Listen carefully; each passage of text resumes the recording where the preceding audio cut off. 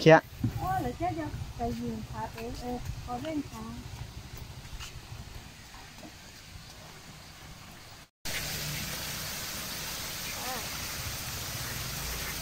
tụt trứng nhiều tê nữa cái gì cái đó là cái phụ luôn là cái đó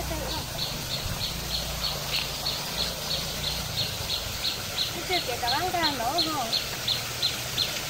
đây thì sao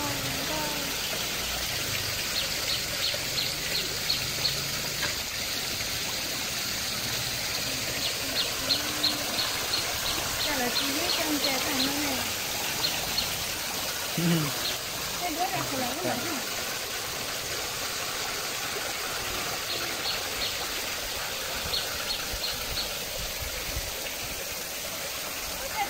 nó nè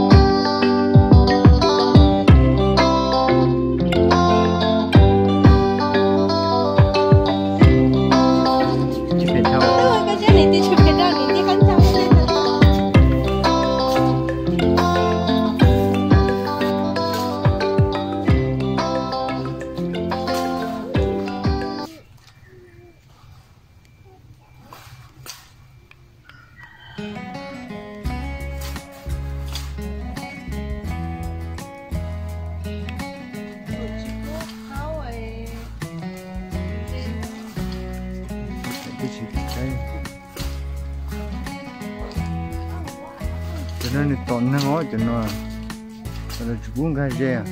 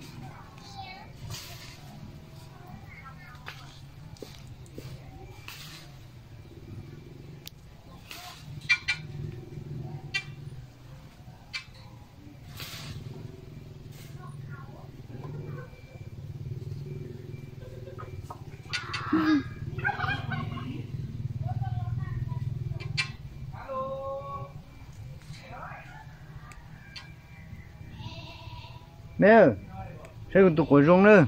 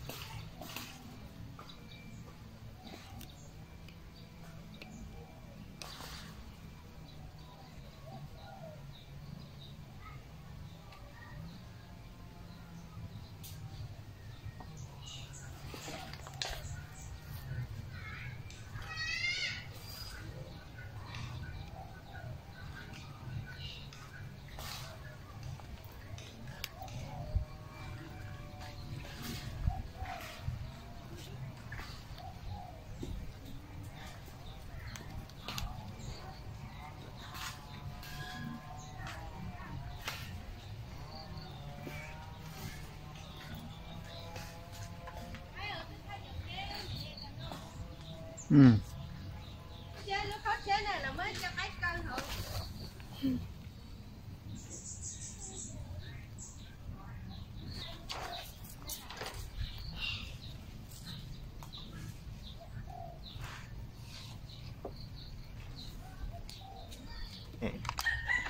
Chơi rồi khé rồi. Đây.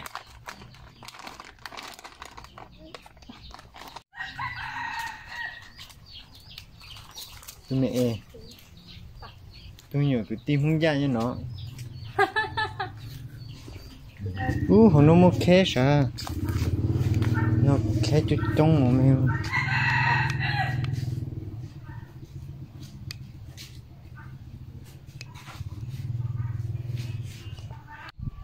Thì có bảo hả? Cái gì tao vẫn xì hả? Đơn nhía nữa ấy. Đi nhía rồi. Cái nhía à cho. Đi chịu mẹ. Từ con đấy từng sao. Mẹ tí tôi mẹ nào mẹ. Một lư anh chạy. Không nhớ dễ cái nhựa một lư sơ sọ.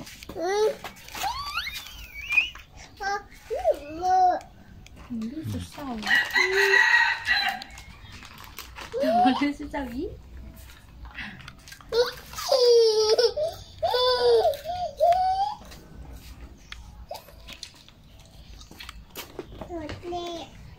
Rồi cho thằng một lư tổ.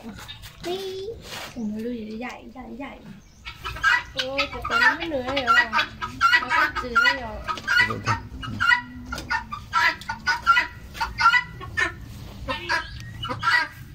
Mấy một sọt khô đâu. Không một ta. Không đúng nhưng nó chết. Mình.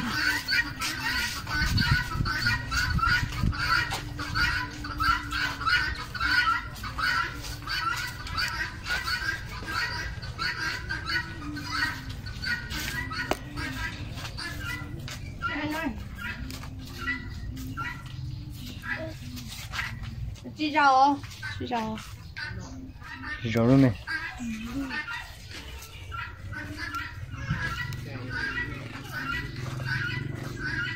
Mẹ.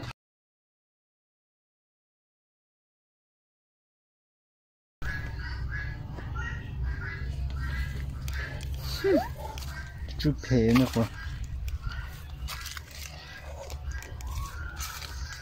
Tôi nó về lấy hoa.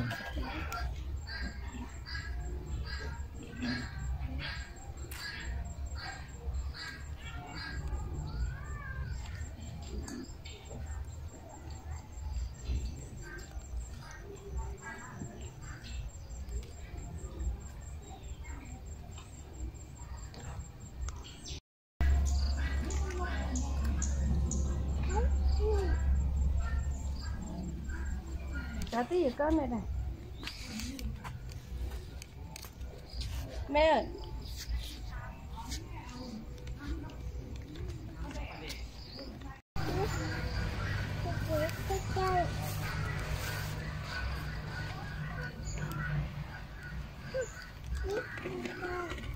Không, chị sẽ luôn chạy. Nè cái chân này có cái lọt tiêu mấy con. Lột chiếu ở cái kia này. Nó thôi được gì? Chở tụi mẹ rau khó tụi mẹ rồi. Ok của xong.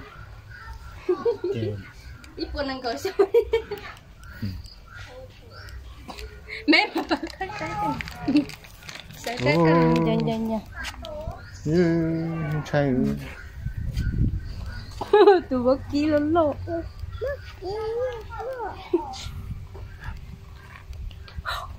Cần bỏ thời ít lắm. Người kiên đột ta không gọi lại. Cái chân này có kiều mèo. Có kiều tụi tổng chạy.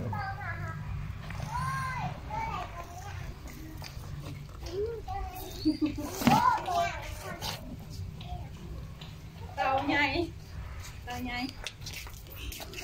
Mi tàng mù. Nghe mi không phải.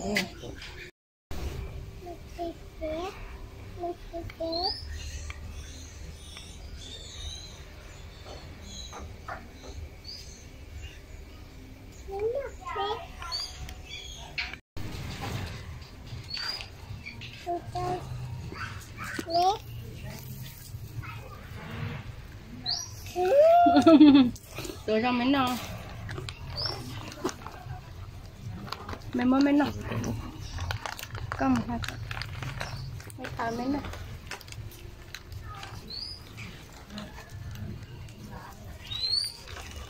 tôi cho nó thắt lá rồi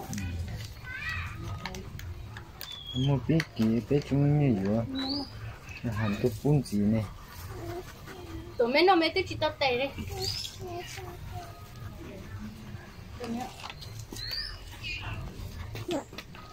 chúng chỉ trên chân trai nào quá mấy con được cho nó thì có trên một có phố lúa sẽ không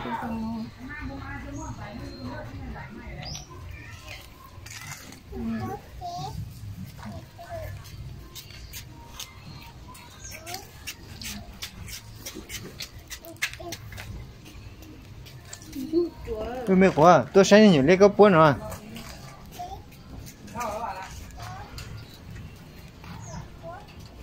nhìn đến nơi cha cái ly luôn đi lấy cái bún nè nhìn gì chua sao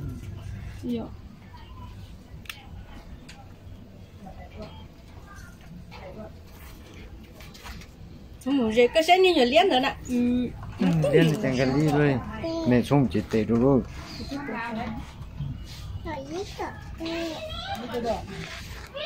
mẹ có bún lại lo công việc không?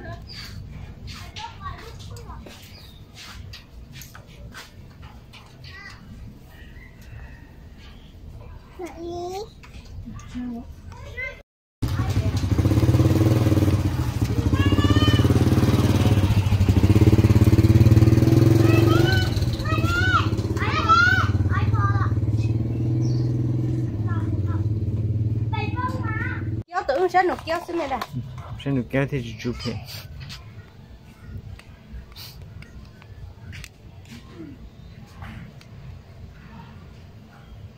Yun để chụp hình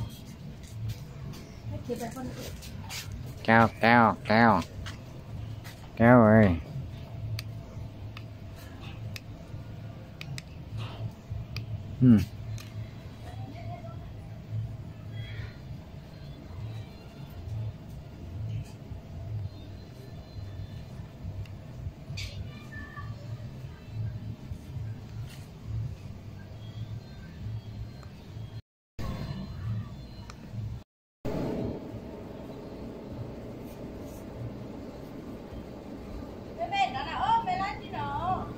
cho nên chơi rồi tin nhỉ dừng tia u nên chơi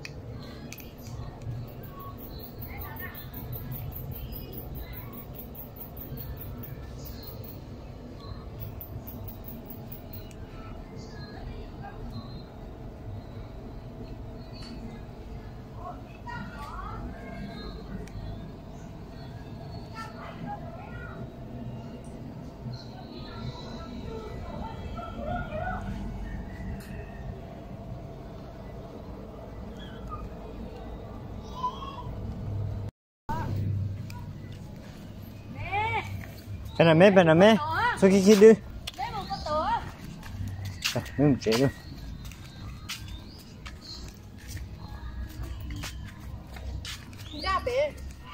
ô chưa khăm thầy cái tứ nó đó tứ chừng thế quá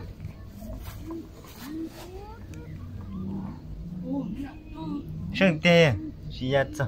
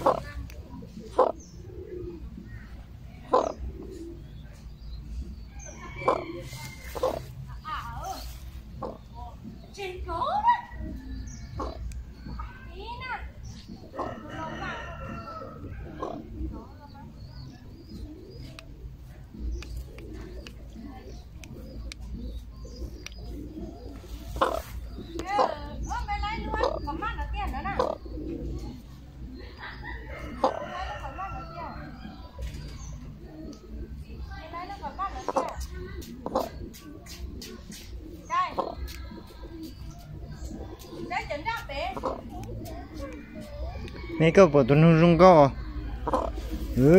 tụi nó rung cao này cái gì?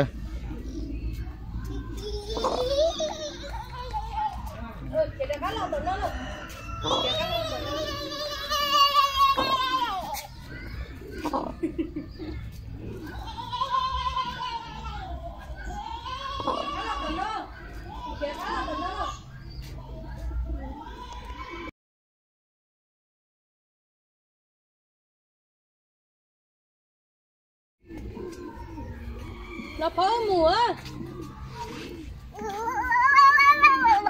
chú chú đi phá hết thì kiện đó cái tên nó để phát sầu là con sầu đấy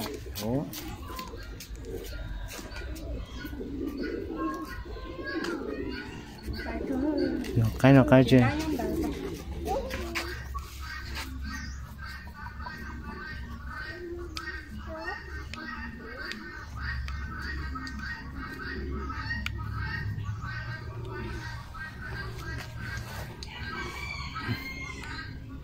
mình chúa vậy vậy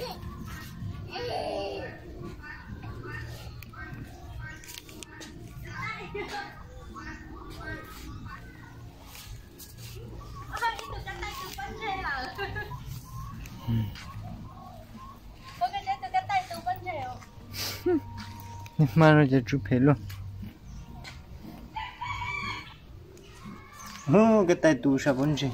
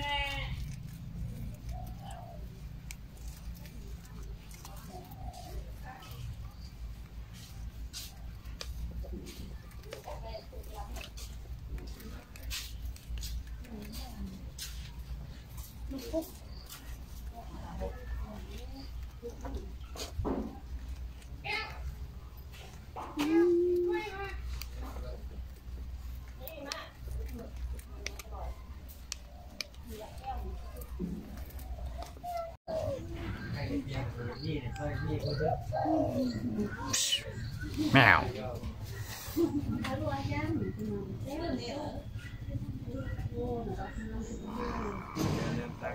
mèo mấy cái thì nó chơi chó mía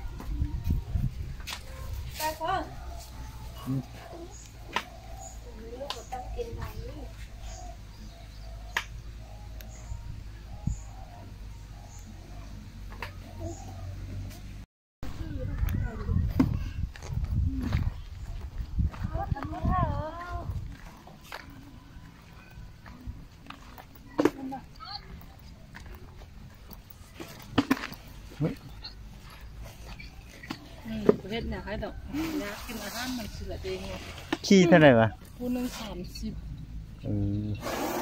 อย่าดื้อเด้อตีเด้อจะก่อนอาหารจะให้เขาเป็น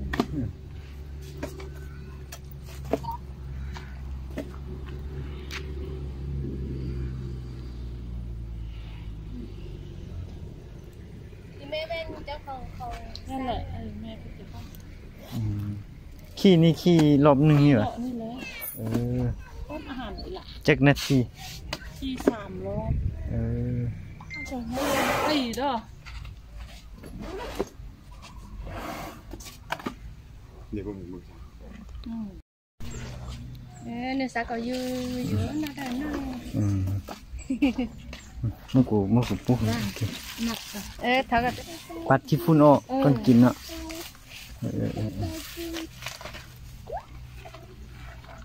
แม่กว่าจะตุนซื้อตุนจีรู้เลยแม่จอแค่เรื่องนี้เห็นยังไงดอกเดี๋ยวเป็นสปาร์กัน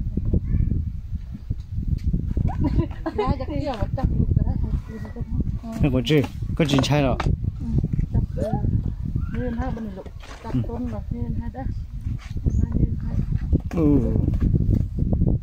เรียนให้ดุดูหัวคุณได้พัดตัวเนี่ยพัดตัวมือปุ้นเสือเย่เย่แม่กว่าจื้อผมว่าจีไม่คันจีไม่ทุนจีเจ๊น่ะแค่นี้ตัวสิไปค่อยน้ำพันเด้อปุ๊บปลาเด้อตัวจงตัวก็เคาะนี่ละยาล่ายาคนเด้อ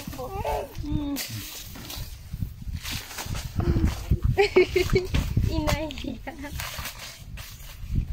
แล้วก็สะอาดเลยนะบุญยอมกินเปื้อนมุกความเลยน่าหักพ่อแม่เพิ่นแม่เดี๋ยวมันถูกปากย้ำอยู่ละ3 คนอยากให้มันถูกปาก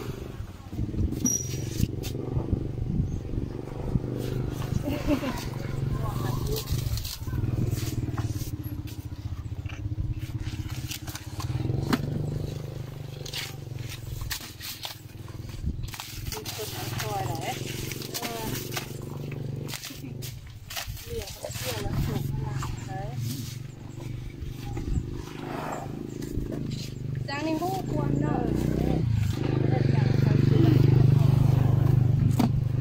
แบบดูอันคนก่อน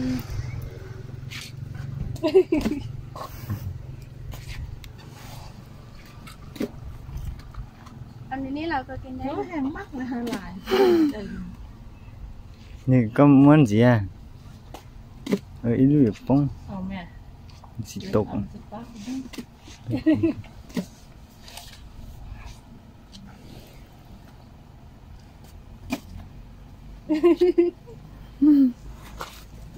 ขอบใจคนแดขอบใจเฮ็ดจังไดบ่เฮ็ดบ่เฮ็ดวะใจงามๆจังไดกินมันเพิ่นเนาะขาย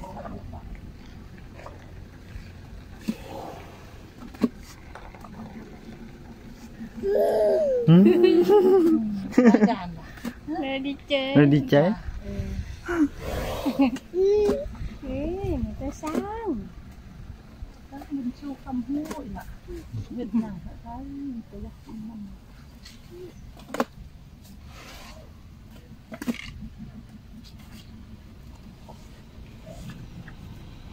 ใจคุณแม่เห็นจังไรใจงามๆขอบใจต้นหัวขอบใจก่อนอีกคนได้ไหมหมดแล้วจะกินไหม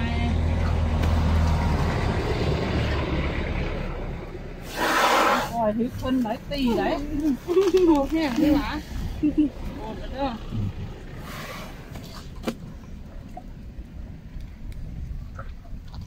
ข้ามาก็อยู่นี่วะ อยู่นี่บ่เอาไปป่า เออ เทียบอยู่เบิ่ง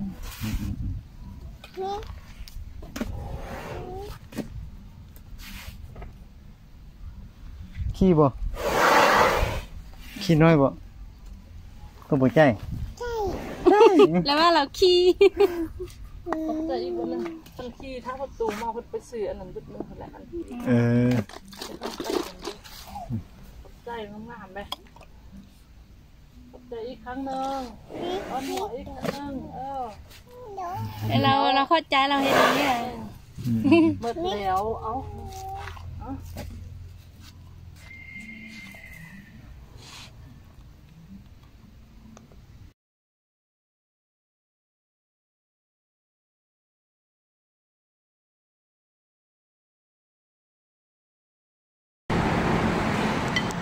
nhiều có từ tay phần lá nhiều có từ tay khóc kia